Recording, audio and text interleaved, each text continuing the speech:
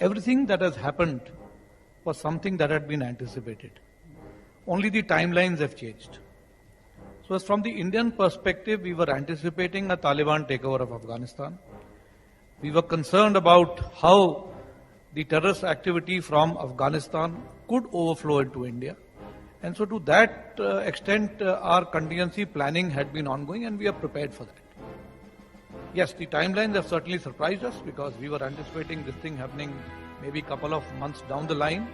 But it is pretty much the same. It is the same Taliban that was there 20 years ago. The news reports and reports from the expats who have come from there are all telling us the kind of activities that Taliban is into. All that has happened is that the partners have now changed.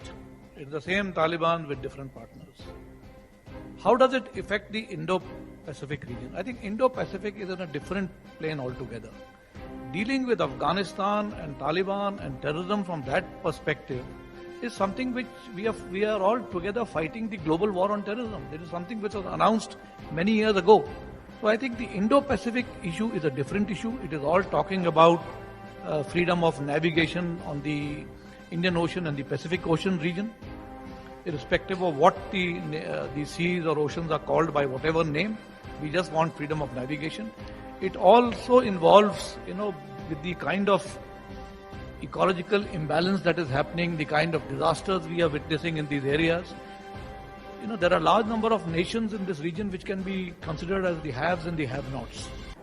But everybody gets equally affected by these disasters. So how can we all come together, bring support to the nations who are amongst the have-nots, need support? And therefore, I think if we have a grouping of nations in this manner and we have strategic partnerships in this manner, we can come to rescue people who get affected by this. So I think the Indo-Pacific and the Afghan situation should not be looked at from the same prism. They are two different issues. Yes, it is a challenge to security in this region. Both pose challenges to security in the region, but they are on two different planes. And those two parallel lines are unlikely to meet.